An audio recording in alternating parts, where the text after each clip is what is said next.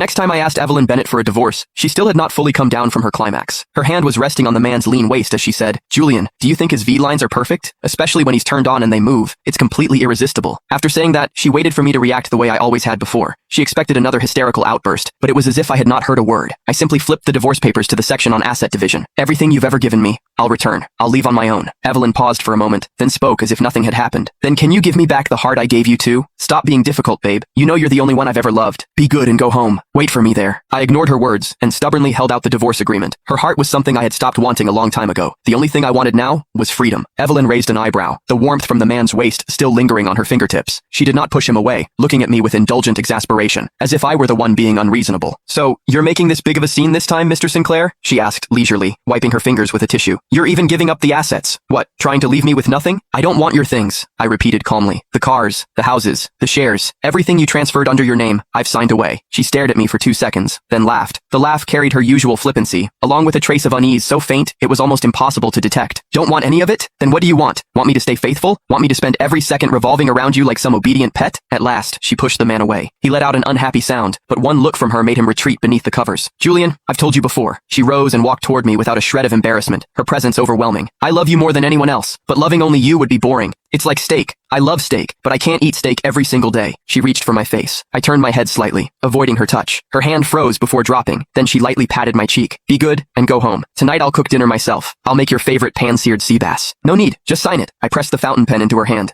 For the first time, Evelyn's careless expression faded. She stared into my eyes, searching for a crack in my composure, but found only her own unfamiliar reflection. "You're serious?" Her voice lowered with a dangerous edge. "When have I ever not been serious?" I asked. Something seemed to occur to her, and her expression shifted, but confidence quickly returned. She spread the agreement open, skipped the contents entirely, and signed the last page without reading a word. "Julian, I don't believe you'll actually leave me. There, signed." She pushed the papers back. "Don't forget dinner at Mom's tomorrow. She's been asking about you for weeks." With that, she turned back to the bed and bent down to whisper to the man, "Don't be scared. He'd never really divorce me. We've been together for 7 years. He hasn't held a job in all that time. How would he survive without me? Let's continue." I picked up the agreement and walked out. The moment the door closed, I heard the man complain softly, "Ms. Bennett, your husband is so scary." Evelyn laughed. "He can't live without me. It's been 7 years. He doesn't even have a job. How could he possibly survive on his own?" I tightened my grip on the agreement until my knuckles turned white. She had probably forgotten. 7 years ago, I was Seaport's youngest licensed senior architect. I was the one who gave up my career for her. I had absorbed too much pain, and a sharp pain twisted through my stomach. All these years, I spent my life taking care of everyone else, forgetting to take care of myself. My stomach was ruined by years of stress and neglect. I turned around immediately and knocked on the door, hoping Evelyn would take me to the hospital. Her cold laugh came from inside. "Weren't you acting so tough a minute ago? Now you're panicking? Wait, I'm not finished yet. Let me calm this one down first, then I'll deal with you." No matter how many times I knocked, she never answered again.